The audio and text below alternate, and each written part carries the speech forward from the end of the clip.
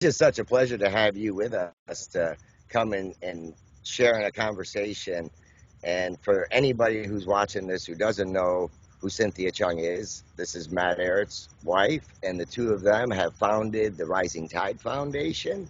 And Matt also has his CanadianPatriot.org, and they've been quite the pair of historians and their insights on not only geopolitical issues, but just on some real common sense um, perspectives on things like the environment and the environmental issue. I think you guys really, your Limits to Growth presentation was 5-star, right? Yeah. I mean, just Really blowing the lid off of some of those untruths out there about really what are the true limits to growth and what options are still available. It was fantastic, and I do want to talk more about that with you at some point because I think it's just so important to talk about right now. But I'm getting ahead of myself. well, no, but it is all. I'm curious for you, Cynthia, is when you're thinking. I mean, now that you shared a little bit here previously about your education, like when were you able then, when you got back or when you moved back to Montreal, that that you were able to grasp, like to read and to think again because you were out of those other fields, right? Well, I always was a big reader since I was very young. And so even though I was going through this period of time, which I think is almost impossible for anyone not to go through, which is to try to find yourself and what is meaning, and therefore what is the rest of my life going to be oriented towards, that I was lucky that, scholastics in Quebec, this is a thing, right, where they have the books and, like, you get to order books, and this was, like, Christmas for me. I loved scholastics. I remember those things and checking all the boxes and, like, taking Yeah. up here, like, order me all of these. And Yeah. and I'm like, yes. And then you get, like, the new book, and you're just like, Yeah. ooh, and everything. It's like, I was one of those maybe nerdy type kids. But I mean, what was really beautiful about these books was that it allowed you to enter this entire other world, which was, sure, you could say was like a fantastical world, oftentimes, for children, and like maybe a bit of a dream world, but at the same time had so much, meaning for how you were going to live your life as well in the so-called reality, hard reality. And I think that, sometimes we're lied to when we're saying, like, you need to be practical. You need to be about hard reality, because what that really means is you're not going to be creative, and you're just going to, like, take what you're given, and you're going to go along that line. You're going to stay in that box, or you're going to just walk along that line, and you're never going to look, well, maybe I don't need to stay on this line. And it took me a really long time to figure that out, even though I was very drawn to imagination, and I was a very imaginative person because of the books, which were key to me developing that. So even though I was already, all children have great imaginations, but we have to also exercise that imagination. Otherwise, we lose it when we become older, and we think, oh, well, that was what children do. And it's like, no, that's what humans do. And we lose that in this world of hard reality that is actually not the real world, because as soon as you exit that line, as soon as you step out of that box, you realize, oh my God, I was suffocating this entire time, and I didn't even realize that there was an alternative to it. But the majority tell you that is what is reality, because the majority stay within that box or walk along that line. So for me, it was a really hard process to discover, to do that. And I had to because spiritually, I was not able to do that. Some people are, for whatever reason. I was just getting worse and worse, and not able to be functional in the sense that society was asking me to be functional. And it got to a point where the depression was so bad that I was still able to do school. School was still, like, easy enough for me. I was in university, but I was, skipping my classes. I was still able to do well. My classes were recorded, but I was, like, increasingly not able to do really do very much. And I felt like my energy was just getting smaller and smaller, and there was only a matter of time until it would be snuffed out. And so at that point, it's like you have to kind of hit that spiritual bottom. Like, even though on the appearance of things, I'm in university, I'm still like someone who seems to have a future. I've already have a degree somewhere else.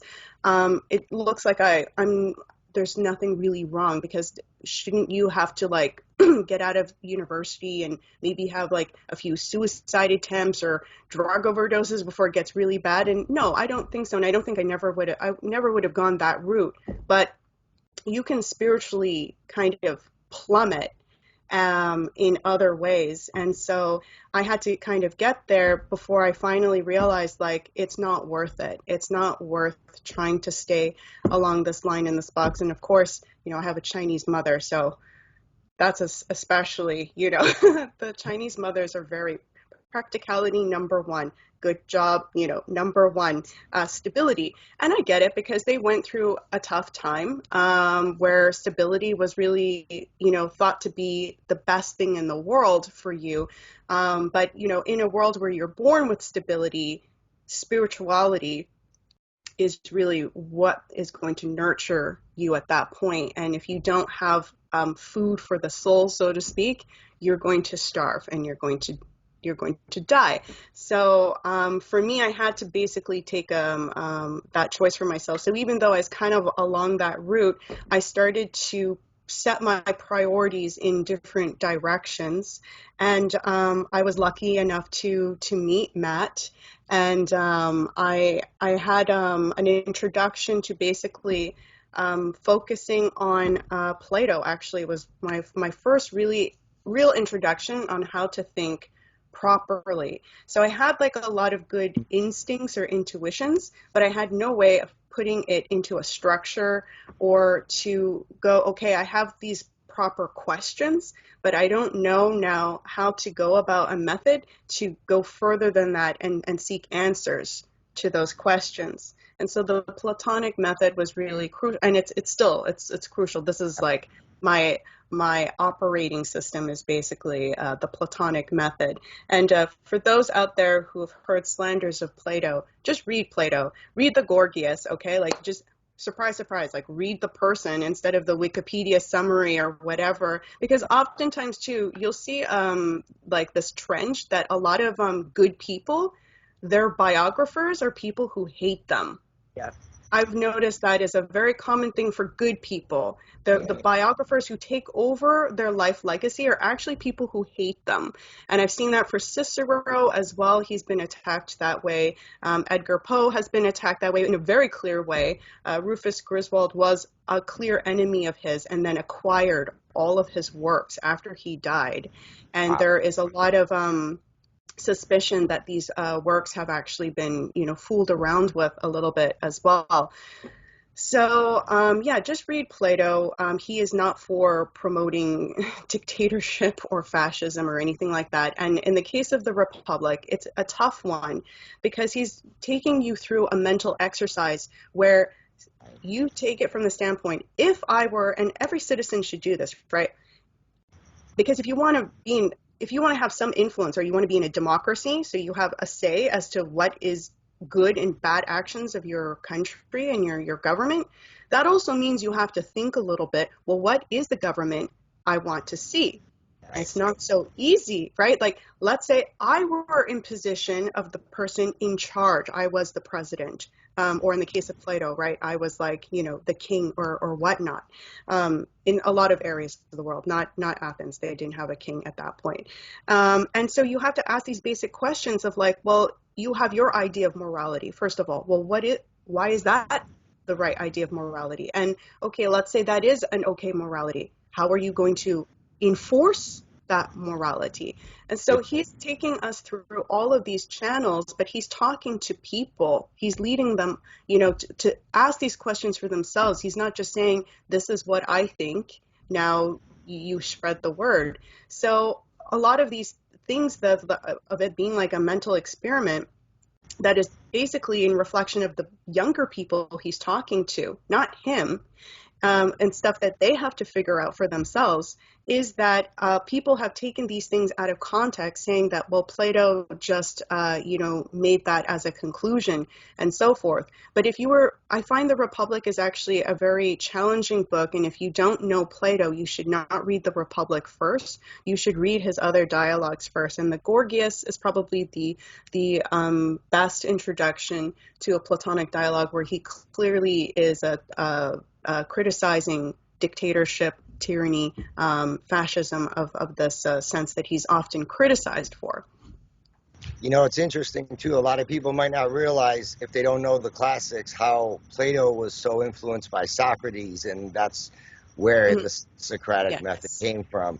And also, plug for the Rising Tide Foundation, you can go to their digital library of Alexandria, and there you can find all those dialogues by Plato, and that is just a really good place to study right at home on your laptop or computer. Yeah, and we do readings every Wednesday, and we've already done one reading of Plato's Phaedo, which you can also find on the Rising Tide page under workshops. But we're going to do another reading of another Platonic dialogue. And yes, just for people to be aware, all of the Platonic dialogues are based off of Socrates. Socrates is the character, not Plato, but Plato is the writer. Yeah, we're going to do another dialogue, so that'll be a lot of fun, because I haven't read it in a group session in a while, and it's the best experience. Yeah, we really see the way you light up when you said Plato was my introduction to how to think. What an awesome place to start. Is that partly due because of Matt's influence at the time, or your own discovery? Well, we had met, I met Matt because he was organizing in Montreal on the streets, and it was affiliated at the time with the LaRouche organization. And I was never like super close with it, but they have a lot of very good ideas that to this day I think are very essential in terms of like large policies that countries should be looking at, basically. But there's also a lot of good history work as well. And there was a certain potential at one point that they could have set up a decent curriculum, which is what we ultimately want to do as well, right? Is like, because the schools right now are not teaching things that, I mean, if people were just introduced to these things, like I said, right, I didn't know how to think until I was introduced to Plato. There are tools that we can have so that we can tame all of these surge of thoughts and everything. Otherwise, it's like, think about what your thoughts were before language, right? You need that already to structure something and go somewhere, right? Like, it's not like you wouldn't have thoughts without language, but your thoughts are so much more structured and organized. But it's not just that, like, you need a methodology of how you approach your questions and how you approach, any kind of conflict or dilemma that you're going through, even spiritually as well. You need tools for these things. And so people have largely thought that that's just, experience, or your emotions are what are going to naturally tune you. And emotions are part of it, but that's not going to, be a good navigating device on your ship as you're sailing. So Matt was really, for me, because he would do readings with me, and he was also working things out, but he was like slightly already further introduced into Plato and things like this. And so his approach to teaching was really what resonated with me. So even though the LaRouche organization had a lot of good suggestions for things, it was really Matt's teaching that made me stick with some of these things. And also, I liked reading anyway, to my credit. It's like that kind of, and he also was, he had a way to challenge me that I wasn't offended. And at the time, there was a certain way, right, where it's like, there were some people who tend to be a little bit moralizing or preachy, whereas Matt had a way of challenging me. He knew kind of something that I was like hiding under, that I was like pretending wasn't really there. And he's like, yeah, what's that? It's like, nothing. It's like, you want to talk about it? It's like, no. So he was very good at like, that kind of a approach, and we would have arguments and everything. But ultimately, I'm such a better person because of him being, in many ways, like my first real teacher, which sounds weird, but we have a very balanced. It's not like I call him teacher now, but he was my teacher at the time. That's really sweet. So once you had this new approach to thinking, right? So you're studying Plato. Where did you go next in terms of like what did you want to investigate first in your mind? Like now that you had some sort of way of processing the information, what kinds of where did you go next before you just started delving into various topics? Was there something that was really kind of that got inside and just lit you up? The arts. So I philosophy was always a favorite subject of mine even before I knew Plato, and that's why I was actually really upset that I didn't really come to know Plato until my mid-20s. And I was like, because when I was younger, I was searching for classics. I would actually go into Google. I'm like, Google, please tell me which classical books are the best books to read. And they sent me a list of existentialist, like super depressive stuff, from like the Lost Generation and everything, like Albert Camus and stuff like that. The Tropic of Cancer, Ernest Hemingway. I read them all, and I was like, I feel sick. and so I was so upset that I was only introduced to Plato in my mid-20s, because they don't want people to read into these things, right? And everyone knows Shakespeare, but Shakespeare is not the easiest thing to just get into right away. So I always liked philosophy, but then Friedrich Schiller was the next big name for me, and he is a playwright. And his plays are very beautiful, and also his essays are very beautiful. And there's been some operas that have been made based off of his play. The one on Marquis of Posa, Don Carlos is a play. Verdi actually did a few plays off of. I think Maid of Orleans by Joan of Arc is also a Verdi play that was done. Verdi was very good at taking just Shakespeare, and he also took a lot of Schiller, because Schiller is the kind of German Shakespeare of Germany. And Verdi was like awesome at how much he was able to put out in the opera scene. And he was like kind of mainstream, like everybody was singing his songs like they're the top, 10 on the charts kind of thing. But it was also a way to really educate people and make it more of a, it's always best to have fun when you're learning kind of thing. And so Friedrich Schiller was my next one, and he has a very light way of approaching how to, basically try to become a better person without it being a Kantian way where you feel like you have to whip yourself, or, you feel like you have to shame yourself. It's like, oh, I broke it again.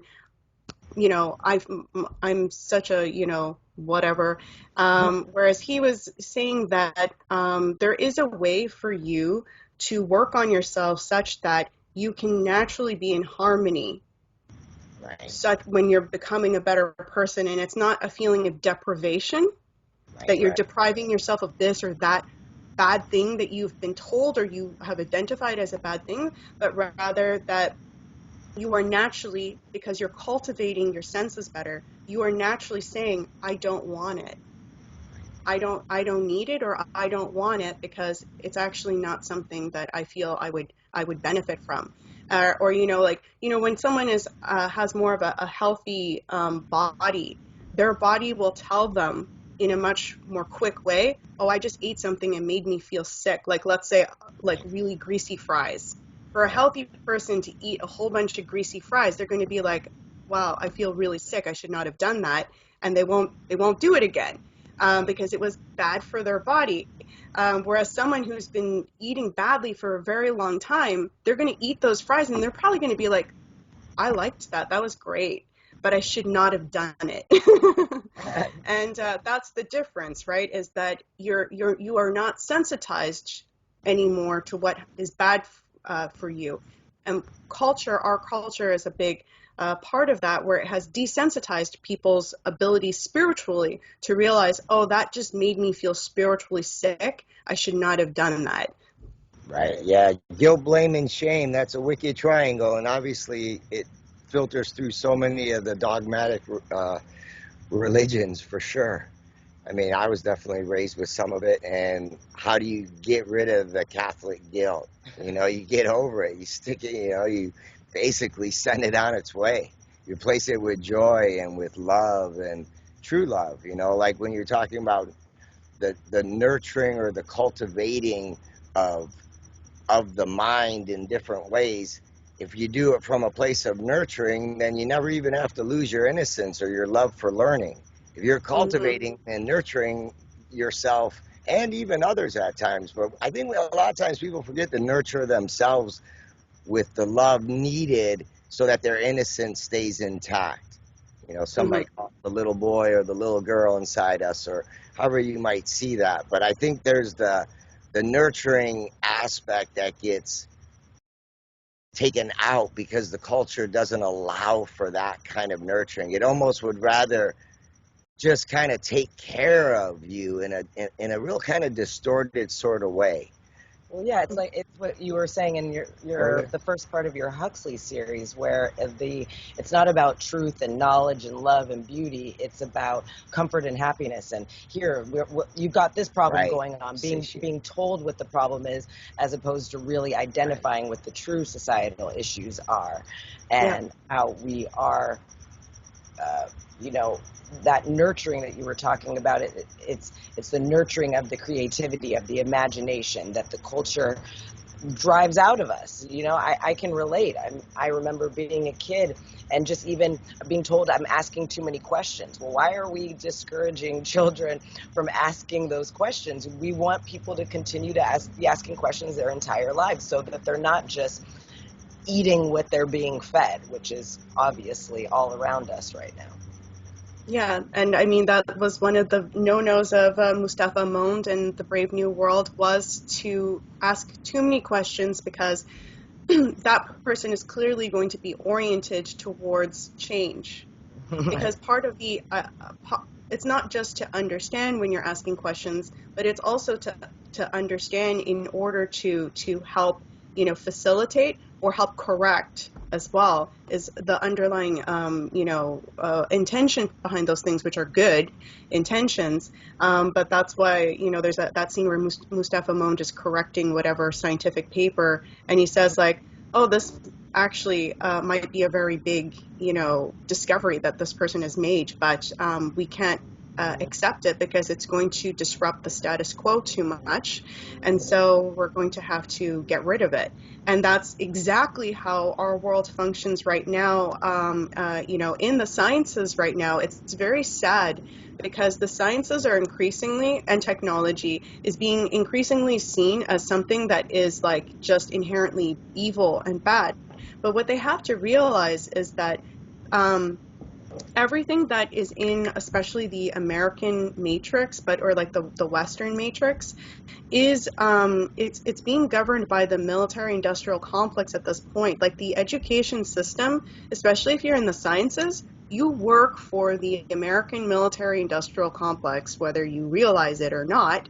And if you're one of the brilliant people in your field, you will probably get to realize that very quickly, that you are working for it. You know, like we know certain really great scientists actually in contact with us, and they had no choice but to work for Lockheed Martin if they wanted to continue with their projects. And their projects, they're completely oriented in a way where this is not a military industrial complex vision that they have, and they're doing real science, which is going to have like amazing benefits for people. But at the end of the day, Lockheed Martin owns that work, and Lockheed Martin gets to decide what happens to that work. And you won't be able to get funding anywhere else, because even if you were to have, let's say, a rich benefactor, that person probably, depending on how big of a project you're working on, they will play dirty, in these kinds of situations. Unless this billionaire has like a whole thing to protect themselves and your project, it's not going to be able to withstand, the kind of intimidation and pressure that comes with the military-industrial complex. So that's the very sad reality of our world. Plus, like what we were bringing up as well before, this false teaching of what are the limits of growth, which is also part of the false teaching of what is our nature as well, because we're not taught that like one of the key resources in the world is our mind. Right. They're talking about limited resources. It's like, hey, maybe for you, buddy, you've got the limited resources in the clunker up there. They have to keep pumping that scarcity model. I mean, it's been going on for hundreds of years. There's not enough of this. There's not enough of that. We're going to run out of this. We're going to run out of that. It's survival of the fittest. Like, only the fit survive, and everybody else is just going to die. And that's just part of nature. And we're beasts, and we're the problem. Like, it's so old. I just wish that more people could see the pattern, like, right? I mean, that's why we study people like Huxley and Wells and all these people that planted the seeds that we're dealing with the bad fruit right now. And if we don't start to take control of our minds, then how else do we exemplify bravery? To me, if you sum it up, us taking control of our minds is being brave in this new world that we currently live in. I'd like to hear your thoughts on what Huxley's bravery was versus what you think true bravery is. Courage. Yeah, I think that maybe what I'll do is I'll just do a quick summary for people who haven't read the series, and they can find it on Through a Glass Darkly, my Substack page. And the first one is, I think, Who Will Be Brave in Huxley's New World. That's the first one. It's a 4-part series. And one thing that people have to realize about Huxley, Aldous Huxley, is that his grandfather, T.H. Huxley, is Darwin is the person who put forth the theory of Darwinism, but it was T.H. Huxley who was the bulldog of Darwin, as he called himself, who promoted it, because at the time there were a lot of theories that were going on for evolution. It wasn't just Darwin, and we're kind of taught like it was just the creationists or it was Darwin. But no, there were actually a lot of people in the field of evolution, and Darwin's theory of evolution was the most incompetent of all of them, to the point where he couldn't even win in debates, and he needed T.H. Huxley to do that for him, so that, there's a certain skill of debate, but because these scientists who maybe are not used to debate, they are right, but because they don't know how to argue with some of the kind of cheap tricks that can happen in a debate, they can look like they're losing to an audience that doesn't understand what the subject is. And that's the topic of sophistry that Plato also deals with, which really infected ancient Athens at the time, is that the person with the better argument, not necessarily more knowledge or understanding of the subject, is the person who wins. So, at the time, Dwight Dana was actually an American evolutionist that had a much better theory of evolution, which was that evolution was heading in a direction, it was purposeful, and it was towards greater degrees of cephalization, which is, I wouldn't regard that as just like the brain, although he was looking at the nervous system, but just this higher consciousness of thought. And whereas Darwin was concluding that things were random in their mutations and that you had this natural selection upon them. But when you look at Darwin's theory, it's quite absurd, because if you look at just like biochemistry, for instance, and all of the things that would need to change from an molecular evolutionary standpoint, right? You would have to have this chemical process and this chemical process and this chemical process all randomly change at such that it was superior all at the same time. Like the probability of all of these things happening within your body in such a way, because to get a beneficial mutation by chance is already, it's very, very unlikely, and it's usually many, many years before. So it's not just like people kind of oversimplify it, the evolution of the eye or whatever, but it's also the molecular processes in your body. If you were to look at this from the molecular level especially, it makes no sense. You would never have gone anywhere, and we would much more likely have mutants all the time, because the things would not be compatible with other parts of your body that didn't change along with it. We would much more likely become more mutated over the years rather than to become to have an improvement. But T.H. Huxley, who did not even believe in Darwin, and he said so, which is bizarre. He promoted Darwin because it was along the lines of what the empire needed for a slave caste system. And so that is the reality, folks. Sorry to break it to you. But the number one lessons were to not believe in a god or a creator, right? A benevolent creator. And to view that all purpose, there is no purpose. It's all random. And thus we have no meaning in our lives either, and we are akin to beasts, and thus we have no sacredness in us. We are more like the law of the jungle than anything that could partake in the sacred. And so obviously, this overall lesson of like you can't really know truth became a real theme in the 20th century, which was nobody ever thought that way. And people have to realize too that scientists, back in the day up until the 20th century, were oftentimes religious. Leading scientists, okay, like Leibniz and many others, Christian Huygens. I'm so bad with like remembering names, but anyway, you look at all of them, and they're very Christian, the European scientists, and it's not like, oh well, that was because of like whatever kind of cultural baggage or like the world was moving out of that though, and now things are so much better. Science is so much better. Science is not better, and even the recent I forgot what this James Webb telescope, or it's now starting to challenge the Big Bang theory, right? And it just goes to show that these scientists who thought they were hot shit for this whole time, they are now on record, a lot of these scientists saying like, I think I might have wasted my entire life on a false idea of how space, in other words the heavens, function. And so people really need to realize that this approach to science that has cut out an idea of purpose, and also, a purpose of intention, but not only that, a loving purpose and intention, and that we can partake in the sacred. Our minds are actually in tune. The reason why we can think of subjects like eternity light years.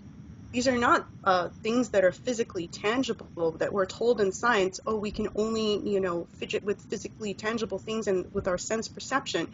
Well, then why do we have a concept of eternity and light years, and why do we have to even talk about light years, in context of these very big things? You can't get away from it at a certain point. You have to acknowledge that there's something else that our mind is capable of doing that we are in tune with. And we are in tune because we were built by that system. Science today, it teaches you to look at something as if you were not a part of the same world. We are a part of the same world. We're not like some like alien looking at a globe, like all these things, So we are a reflection of that own world, and especially when we're talking about these big subjects, the universe is not a cold thing. We've been told these things because how do you feel, when you're told that the universe is cold? And a lot of these movies, these horror movies that try to show you it's like it's so cold and dark and like the boogie monster is going to come out of your bed, kind of thing.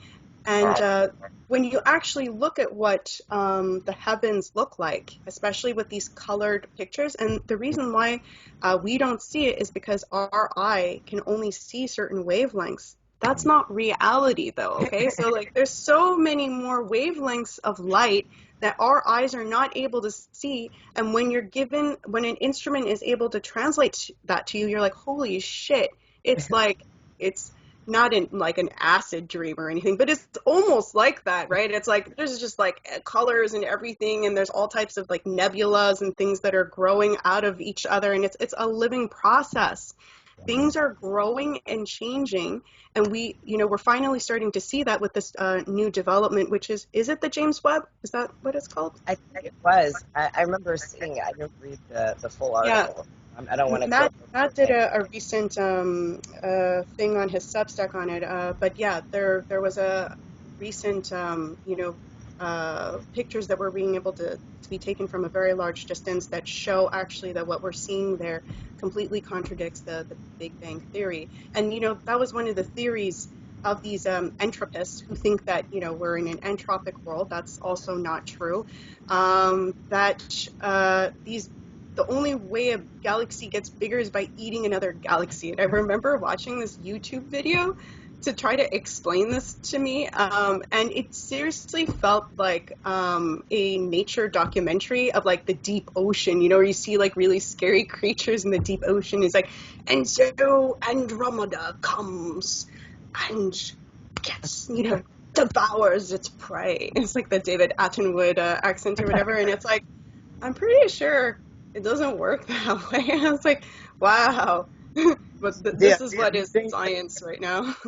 Cynthia, do you think that T.H. Huxley and those and the circles that he was mixing in that time, were they, like you said, he didn't believe in Darwin, but obviously they saw a value to use what he had put forward, right?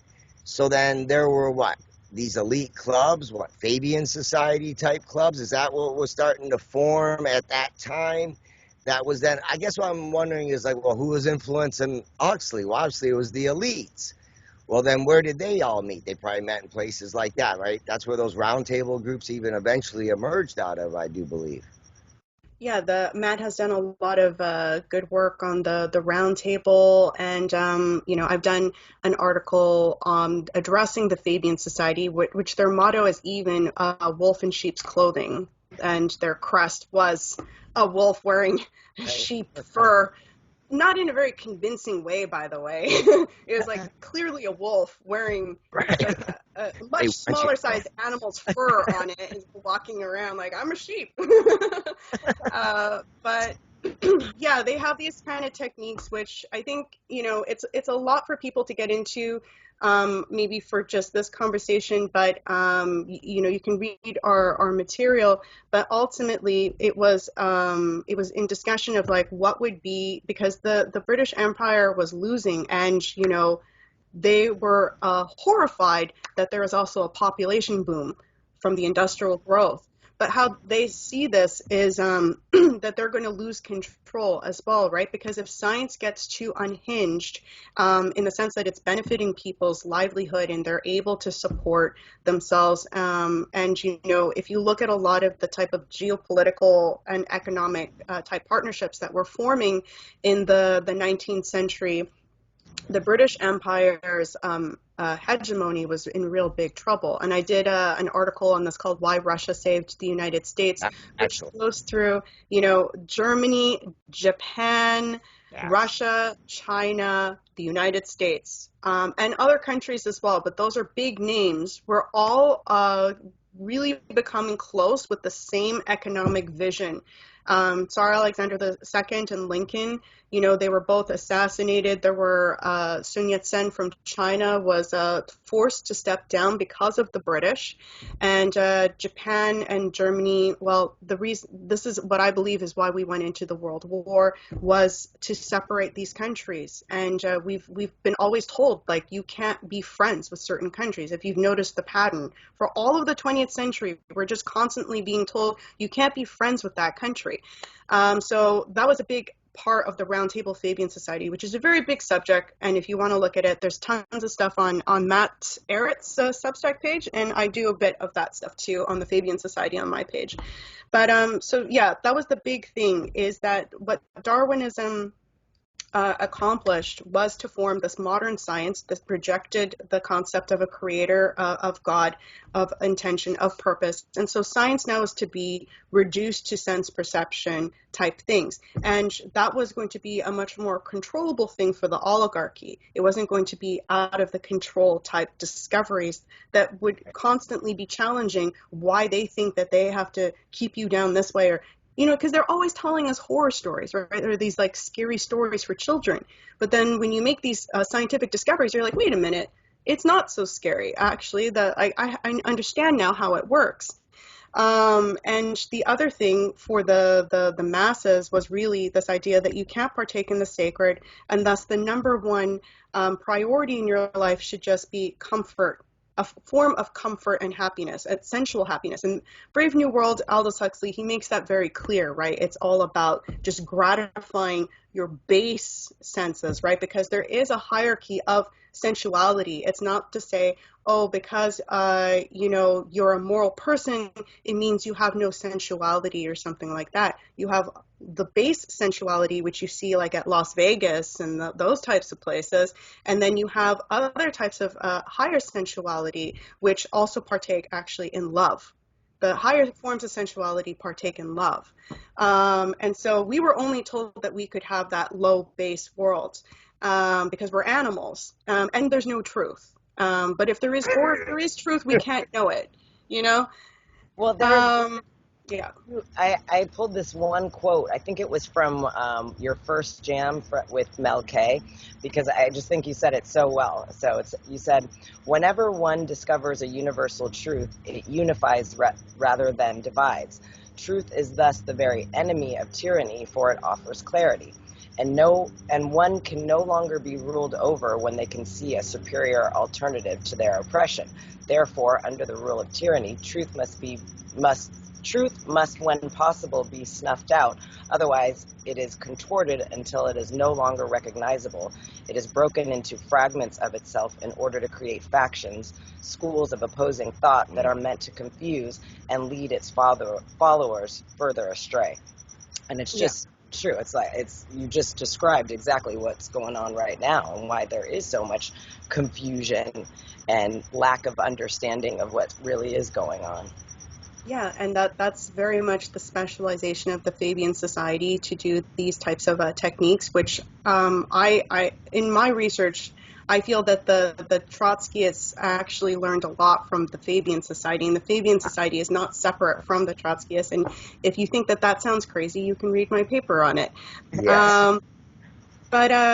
Yeah, so that's exactly it. If we don't believe in harmony,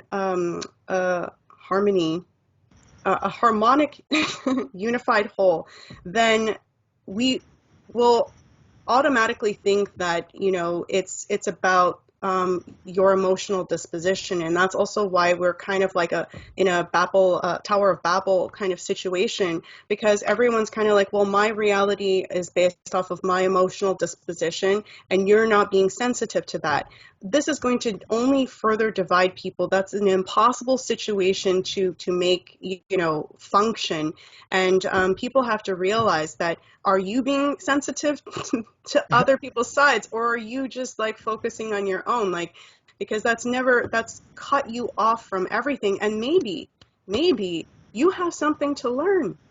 It's not just the other person who has something to learn. You cut yourself off from learning. You've crippled yourself, because everybody has to learn up until their last breath. You have to learn. Nobody is born with just. And your emotions are not some kind of moral compass. Your emotions are something that need to still be cultivated by what, for lack of a better word, a healthy spiritual core. Right.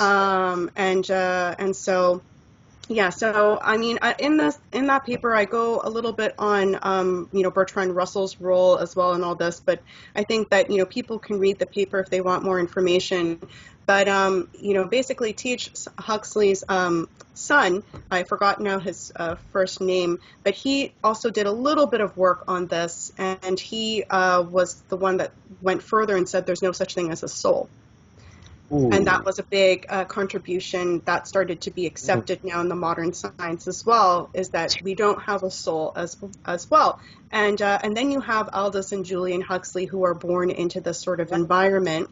And with T.H. Huxley being like the Godhead. And this family was put under, like, Aldous and Julian were put under an immense amount of pressure. And their middle sibling actually hung himself on the grounds Wow. on a tree, and they didn't find him until a few days later. And Huxley, Aldous, is said, because he ended up losing a large chunk of his sight.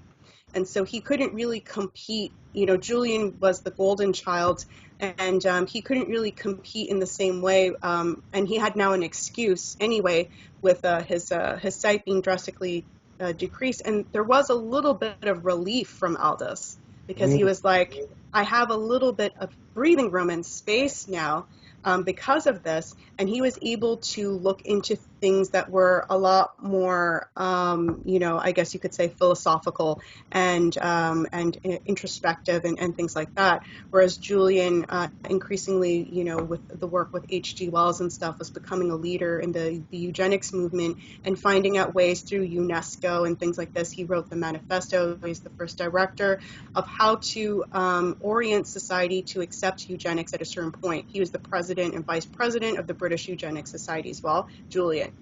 So it runs in the family quite consistently. And so there's this question of like, well, what about Aldous? And the quick answer to this in the part 2 of this paper is that he wrote a paper, I think the year before the Brave New World, calling for eugenics on people, especially the mentally retarded. And, his father would say, the people who are handicapped in whatever way in their view, and that could also, extend to having an addiction, even a gambling addiction or whatever, right? Or you can't pay your debt. That might also, in their view, be like a sign that you are problematic and you should be not euthanized but sterilized. It's quite a big general field here that you could see could increase quite a bit. And it was just the thought that these people didn't have rights like a normal person does. So it would be wrong to try to do this to a normal person, but these are not normal people and thus they don't have rights. And when you don't have a concept of the soul, you can increasingly justify that people be treated like animals, which was increasingly what was happening.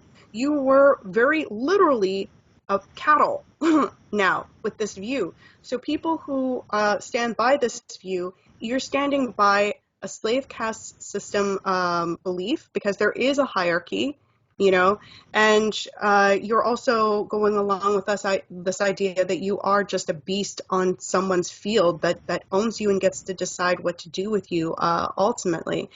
And that's kind of the next logical step from separating science and religion, right? First, you take out the larger purpose or larger creative force, and then you take out the individual soul, and then the individual has no power. And then what are you left with, right? Oh, the government to take care of you. Yeah, and no coincidence, right? Like once T.H. Huxley set up the modern science with Darwin, H.G. Wells wanted to call for the modern religion. And in his Open Conspiracy, he says, he wrote the 3 books, which are super long. I have a hard time remembering all of their names. One of them is The Life of Sciences or something like that. He co-wrote with Julian Huxley. And then there's this something with anticipations in it. And then there's another one. But those were, he was promoting the new Bible. And he was saying that this world religion, the only thing we really need to keep from the old religion is this idea of submission. Yes. But it's not submission in a sense that you understand what because there is submission, right? Like you do have to have, in a certain sense, humility, right? That's not bad to have humility and to realize that you are born into a system that has a certain kind of harmonic tuning, and that you can't go against that. and that this is what is, explained as like a kind of satanic thing, is that you think that you know better than the system that you were born into, but the system is ever perfect. So it's like the height of pride, to think that it could be any better. But our system is a loving system, like there's no reason to want to go against it. But we always have the ability. We were given the ability to be stewards, where we can make things better as well. That's what the sciences are, a tool to actually improve upon things that already exist. So it's not like we're trapped in that way. We are free to be creative and to invoke change, but along with natural law, the harmony of the universe. So with H.G. Wells, he's saying like, yeah, I want to take this concept of submission, but I want it to be that you don't really have a concept of what you're submitting to. I want blind submission. Right? Yeah, he wants subservience. Yeah, for people to love their own enslavement, right? Right, yeah. I mean, because there's that, you could say submission has like a positive quality of devotion, but then the negative pole would definitely be subservience. And they want, from an elite perspective, they're just looking ways that they can turn people into slaves without them realizing they've been turned into slaves. Like friendly fascism. That one guy wrote a book called Friendly Fascism, and it's just so true. Mm-hmm. And you see that with the sciences, that the sciences increasingly are becoming the new religion, where people just believe in it, and it becomes ideological. And when you don't agree with them, they become emotional, because it's an emotional thing. It's not based off of facts and reason and everything. Because I mean, if it was based off of facts and reason, you would simply just respond to that person saying like, well, the reason why it's true is because X, Y, Z. But instead, they get emotionally worked up, and there is, because there's a frustration, because you're not really able to justify some of the conclusions, if not all of the conclusions, formed within such a belief system. And it really starts to get into, oftentimes it veers into like, well, I can't believe you're like this, or you must believe in all these other things, and things like that. And it can get very nasty. And it's like, well, why does it have to go that route? Like, why can't you just address the subject? So that's increasingly what's happening in the science, which is really bad. And again, the best scientists that are not contained by that end up getting sucked in by the military-industrial complex. So people have to be, I think, just aware that that's the system that we're in, and it's not benefiting any of us. We could have had much better technological advancement that was actually beneficial to people if we had dealt with what is the corrupting, source of control for everything. We have to stop saying that we are all bad because we are living in a sick system. Maybe we should address what is making the system sick. Exactly. Well, that's brilliant. That's so true too, because they just want everybody looking at the effects of globalization, which we've had 50 years to see what that model is all about. Hence why so many countries are saying enough's enough. We're out. We're not going to get involved with the IMF. We're not going to get involved in any of their debt, usury, slavery system. That's really what I think a lot of the world is just figured out through experience. And it's taken America so long because we had such a strong industrial base. Even though I'm from the Detroit area, and Flint was one of the first, motor plants to go down in 78.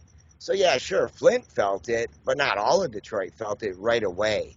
Well, now, instead of plants, we got casinos. And people are back there just, it's getting really, really bad. And then the areas they're developing, from basically the Wayne State University area all the way to the riverfront, they're putting tons of money in that, where all the baseball stadiums and just all the entertainment is, of course, right? You got to have cheap entertainment and video games, and you'll be happy, right? According to Harari, right. The Great Reset, who, by the way, his hero is H.G. Wells. Surprise. Oh my God. I heard that clip. Matt played it, and he's like, we don't know what to do with all of these people. And it's like, how did this come to be your responsibility? It's like, we don't know what to do with all these people. So we thought we might as well just put them on drugs and play video games. And it's like, why are you in charge? Like, Yeah. you sound like maybe you should be playing, like be on drugs and play video games. It's kind of like what he's already doing, I'm sure, because he views the world in such an artificial way. Yeah. Well, I mean, that's the thing is like we have the good news is, okay, because this might be depressing for some people, that they have dumbed themselves down, this controlling system. So presently it is in a process of internal collapse. And that's the beauty of if you go against, what is natural law, it will eventually collapse upon itself, because you can't be violating too much of natural law and still think that you're going to, have some kind of dominion or some kind of like, great amount of power or influence over what you're trying to organize. So I think that that's very good news, and that there's a bit of an awakening, I find, that's going on with the rest of the world. And what's sad is that us in the West, we're very disconnected from what the voice is of the rest of the world. I do think that there is a final recognition of like what are the core problems of what has been causing us to go down this road, and that they're addressing them, and they're finally in a position too where they can say no to the sort of threats that they were receiving before in who were the kind of supremacy in geopolitics up until kind of recently. And so, some people are very scared about this, but you have to think, you're living in a world where the suicide and the drug abuse rates and overdoses are through the roof.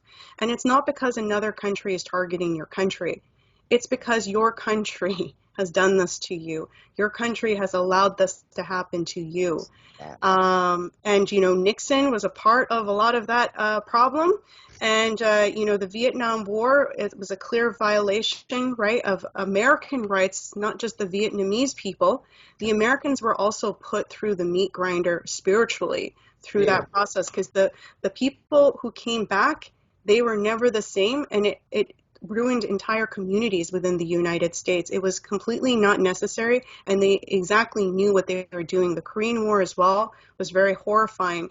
At least with World War II, not to say that that wasn't violent, they thought that they were actually doing something useful, whereas the Korean War and the Vietnam War were highly questionable moral interventions that the United States did in these areas that were supposed to be about security and safety of people. Not to mention the golden triangle of opium drug trading during that era. Right? I mean, that was so huge.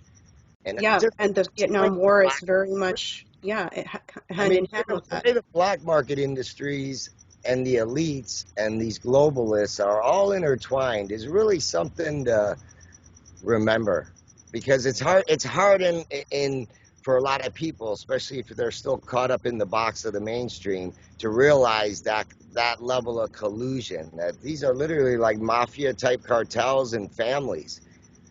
There's definitely people starting to call that out more for what it is. Like, obviously Bush family's a crime family, Clinton family's a crime family. It's like, I think little by little it's starting to become talked about in that way, and maybe that's the beginning of shifting the mass consciousness to realize, we got to do something to change this. These are not good examples for our children to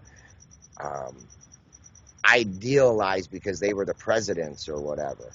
I had somebody just the other day trying to shine a positive light on George Bush Sr., and I'm like, not gonna happen. Sorry.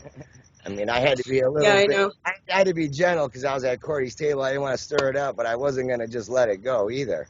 And in the end, I'm getting links to some of your sites and that, basically I was like, hey, go get educated. I'm not going to go there with you. Well, yeah, I mean, the people need to know about Operation Gladio. which was something that was set up by NATO, and the CIA played a big role, which assassinated democratically elected leaders in Europe, and Kennedy was also a part of that assassination network, which again I've written about, but they were also attacking people in Italy. That was very clear, right? With the I don't remember the word in Italian, but it's recognized now that that was an Operation Gladio type thing that they suffered through for 20 years, and there were terrorist attacks that were blamed on the communists by NATO to try to get people to elect further and further far right-wing government. And Americans need to realize too, the Eisenhower speech, the farewell address, it's all nice and good and everything, but he says that, there is something awful that he has been growing in this administration and that he has left there for the next president. And what happened to that next president? His brains were splattered on pavement in broad daylight on live television. Like, how much more do you need to realize? And that was then. So imagine the form of control is so much more now. However, like I said, the good news is that they've overstretched themselves and they're not very smart. They've become dumber and dumber, generation to generation, which is great. And I think it's just lawful, right? It just makes sense, because if you're living that way, it will just kind of eat away at you, whether you're conscious of it or not. You will be eaten away at. And people just have to realize you still are in a position of power. The United States is still the foundation. The founding principles of the United States are still great. They're still exemplar for what other countries should model themselves off of, the founding principles, and very much what other countries are doing right now that are extremely successful as economic practices were first discovered by the United States, and that was what launched them into the greatest power in the world, and how they were able to really overcome the British Empire in economic supremacy, anti-slavery. With an anti-slavery economy, they were able to blow the British Empire system out of the water. That's a very proud history to have. And the Americans just need to realize what are the key sources of what is being lied to. Stop getting distracted that other countries are ruining, the country.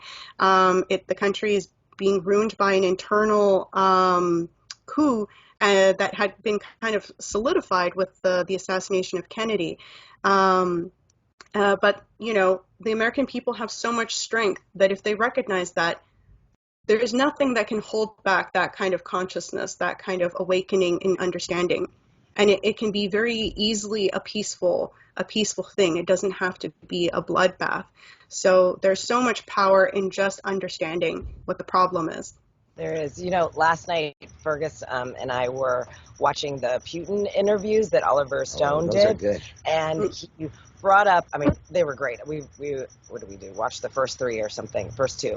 And Putin says, America is really great at creating enemies. They have to have this other enemy. That's why they're justifying the building up of NATO. It's like, well, look at why NATO was originally formed. Like, are we in a crisis? No, they have to create constant crises to justify the constant growth of NATO, because there's some enemy doing something here or some enemy doing something there. Most of the time it's Putin, right? It's Russia. They're our enemies, but that they are not our enemies. So when we start to see who is our true enemy? It's the people that are making our country sick, not these outside forces that, like the Cold War, still exists on some level. It's just that identification of the enemy. Who is the real enemy? Even Cheney said it back after 9/11 and that whole false flag. We're going to have perpetual war forever. You're right. But forever. We're just going to, that's exactly the way these sick people think. There's no doubt about it. After a certain point, if that doesn't get people to go, wait a minute, something's not right here, or wait a minute, maybe I should do a little my own research. I'm not sure what's going to spark people to think in a new way, or even just to be open to thinking that they don't know it all, just because of the way they dumbed them down using that TV.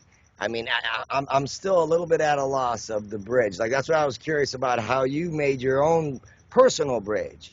I mean, me, I was asking questions my whole life, so it was easy for me. I just didn't. I was born as a skeptic. There's no way I'm gonna. You couldn't sell me a bill of goods, so I was gonna Yeah. investigate. You know. Well, yeah, I was always in tune with that to kind of like reject just unauthoritative lying without an explanation. So I had that already at a very young age, and you know, did not make life easy for me by any means, but ultimately it was very good that I had that.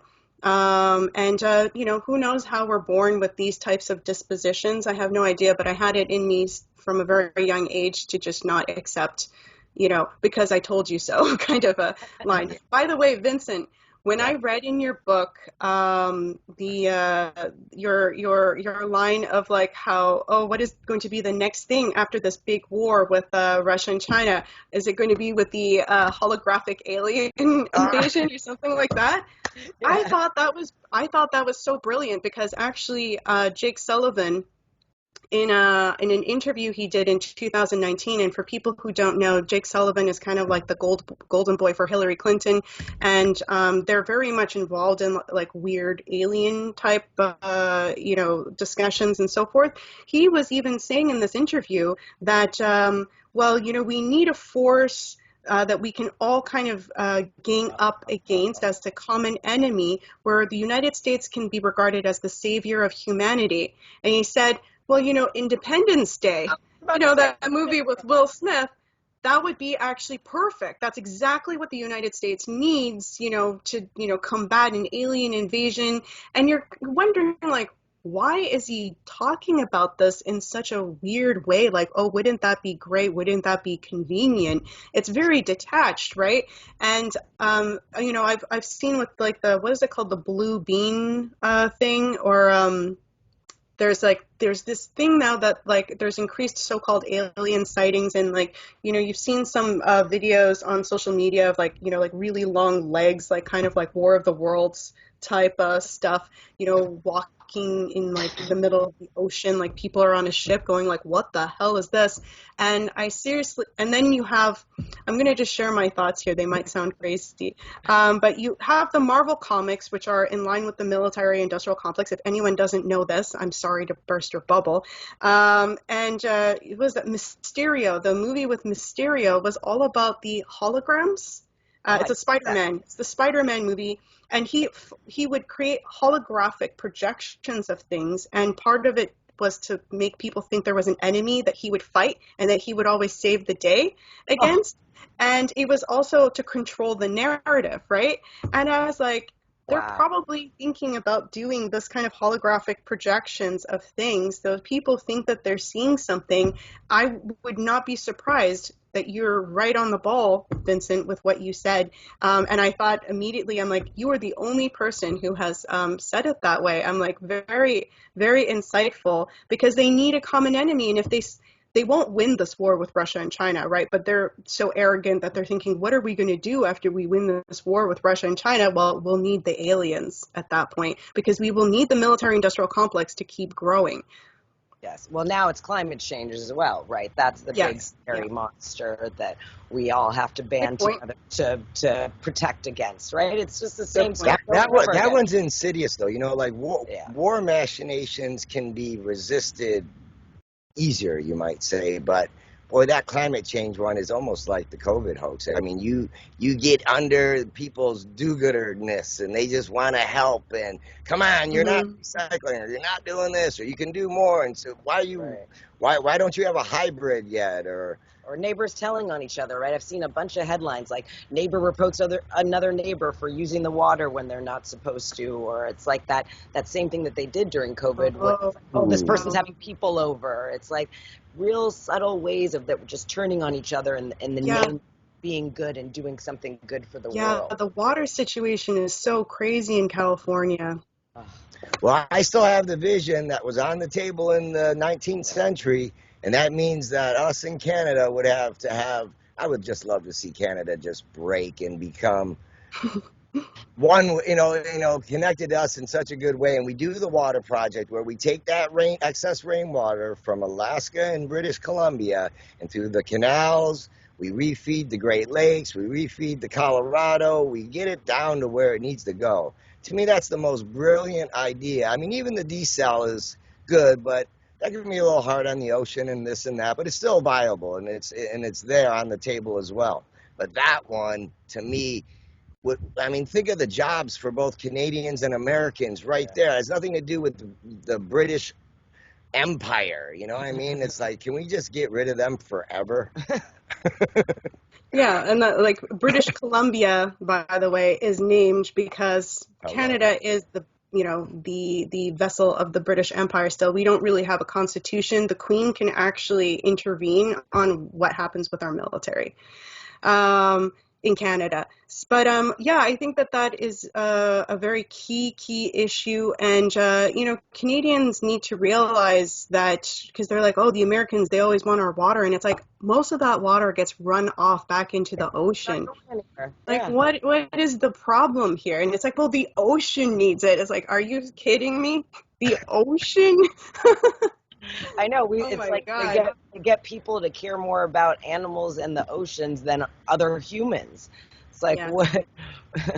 The ocean is not going to be used up based off of this project, but yeah, they would rather have this. I've also had because it's very contradictory as well, these people who are very much for the environment, in such a way that they view that ecosystems should be like non-changing, but ecosystems change naturally. So that already doesn't make any sense. And so now you're intervening so that an ecosystem doesn't change. You're actually intervening on the proper type of thing that ecosystem should be going through, according to your idea, right? So you're just intervening in one way and you're against intervening in another way.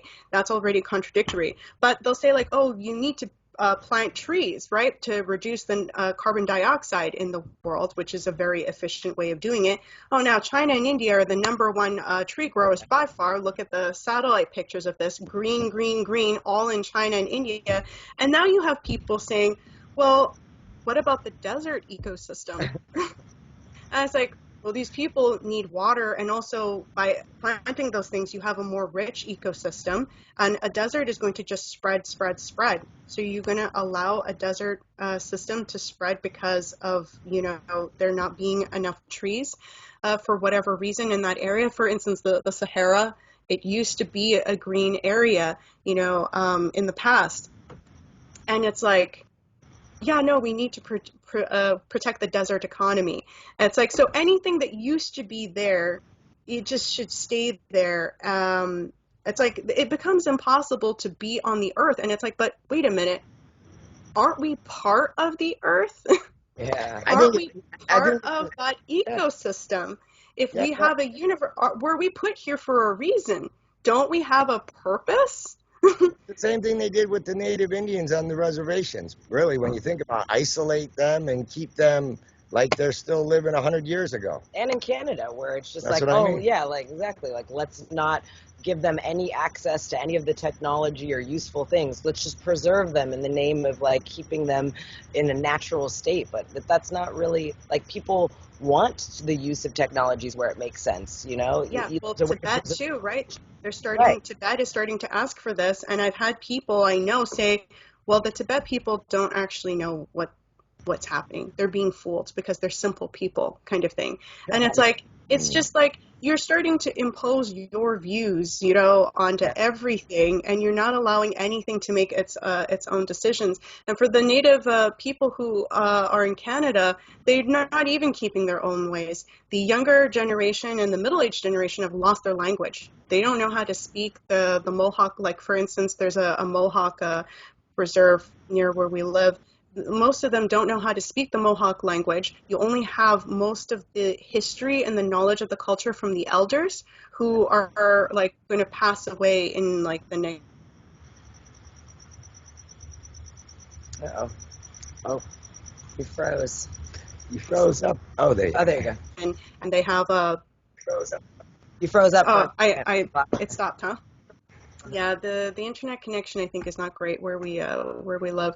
So yeah, the elders are the ones that have this memory of the language and the culture and the history. And they're the ones that went through the really brutal stuff, right, with the Catholic schools and so forth with and then were returned back to.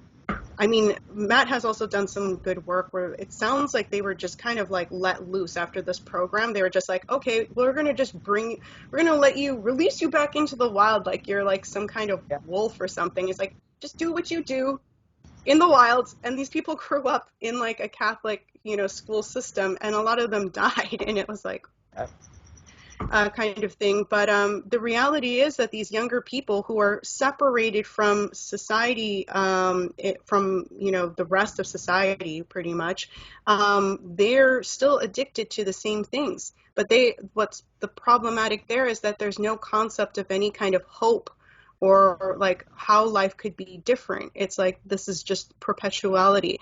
Nothing can get better. Things can only get worse. That's the reality of how people are living in these areas, and it's really awful that well, a lot of the elders are actually not happy with this, and they want certain access to technology and so forth. And the news often, like Antifa, has actually come in and done the protest and gone against what the elders have said in the West Coast area of Canada. And the news press is just not reporting it. Or, like one of the elders, he was quite outspoken about being for development projects. And then there was this other relative vying for power for the position of elder. And he's like, no, everything he says is wrong and blah, blah, blah, blah, blah. And because nobody actually knows, like, what is the situation? How do the people think in the area and so forth? They're like, oh, it must be him. This must be a corrupt elder. This elder just wants to do it for the money, the development and everything. So it's so dirty. Actually, Brandi and I, we were invited onto the Barona Reservation, part of the Kumeyaay tribe in the San Diego area. And Ethan Benegas invited us out it was an honoring of this oral history project he did. He's a historian for the tribe.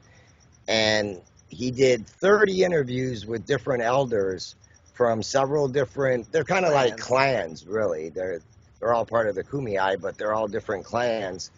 And then one historian. So 31 interviews in this whole set that he put together, which is now available on the reservation for anybody to view it. And even a few people had crossed over since he started doing that, including his own father. And I mean, it was really an emotional It was really great. event. I started watching them, and it's just with the elders telling their stories, because the Kumeyaay had moved from one location to another. So you had some of the elders that were there, not many, but that were there in the original location.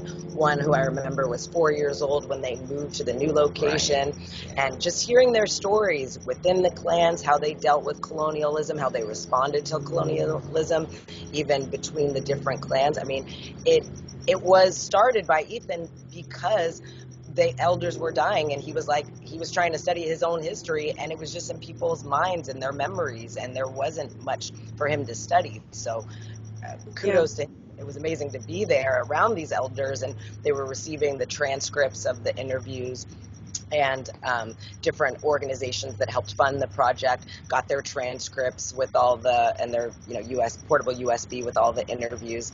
And it needs to be done everywhere, right? But that took him 5 years of his life. That was the ceremony that we went to. It was the last 5 years doing 30 interviews, and God bless him for it, because there is so much memory and history in experiences. It's like every person should write their own book. Like, how do we preserve that knowledge and share it with others? Because it's not just, as we know, all books can be manipulated. So you have to get a widespread base of sources in order to really formulate what was going on at the time. Yeah, that's why we like to bring it back to soul, because then you start tapping into soul memory, and then you start realizing, wow, I can remember things that happened to me when I was in this lifetime as a child and different things. But when it starts stretching to other lifetimes, and you realize that the soul really does have this library of lifetimes there for you to explore. And sometimes they show up, like a past life experience will show up because you are in a relationship with somebody, or a work scenario might reflect one, or an injury. There's been several times I've had an injury of some sort, and then I'd go up to Santa Barbara and hang out with Court, and he starts telling me about a past life where I had, lost my arm or something weird. It's been so bizarre. I mean, it really makes you stretch your mind, but memories like that, like you think you think you kind of remember, and then you realize, wow, there's a lot more I'm not actually remembering. And why aren't you remembering that? Well, you're just not exercising your mind in that way. You're not using certain inner gifts that we all possess, and they're just kind of dormant inside most people. But then when you start using those inner gifts, either consciously or unconsciously, you do start to remember more.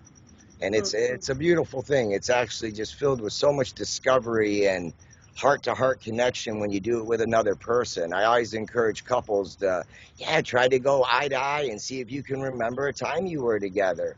And one of the two people is usually a little more visual than the other person, and they might be the first one to get a sensation or an image. And it can come through so many different ways. It doesn't, there's no one way to remember. Mm-hmm. But that's been, we definitely have expanded our view on things because of, you might say, this knowledge of soul. And it's part of the reason I had to write the book too. Yeah, and mining our memories. I mean, we do a lot of reflection using different tools like the life cycles. So I like going back, like kind of like you. I mean, I feel like we're these soul sisters in a way, just because I actually broke a little bit later than you, because I realized in law school, I wanted to work for the UN and save the world, and then I realized that the UN is just like just terrible, like satanic organization, and like, what am I going to do with my life? Like I was going to be a lawyer. I was, graduated, and like there's this, you're out there on your own, but like I like going back and reflecting at times in my life and using some of the tools to kind of and our memory to see, well, what was going on? Where were the forks in the road? Where did I make this choice? Like what ages? Like it's also interesting, and the more I mine and go back to those memories, the more I remember about what I was going through, and it helps me today to either process information or just to understand and relate to other people. Because when we mine our own memories, we can share more experiences with others. Mm-hmm, mm-hmm. Yeah, I feel I feel a connection with you guys as well. I think it's just such a natural conversation. We didn't end up talking as much about Aldous Huxley as we planned, but I think it's better to have it organic this way anyway, because we still haven't really discussed too much with each other, and it's just it's, I think, stuff that everyone has on their minds that is it's good when it's more on a personal level too, and more like, well, this is how I came, to come to these conclusions and so forth, and you make it more accessible that way. Rather than just always trying to expose some of these narratives, and there's just so many of them, and it can be kind of overwhelming. But I think that we're going to probably have a lot of conversations in the future. Yeah, we're looking forward to it. I like starting with the exploration of the mind, because I mean that's really where like it's a good place to start, because I think that it gets people really examining how open their mind really is, or how narrow, or where are their thoughts. Like I think that our thoughts and our beliefs create our reality. So examining our belief systems and our thoughts is essential for anybody on a path to knowledge, of self-knowledge, or knowledge, that's different streams of knowledge that are out there. So we'll see where we get to next time.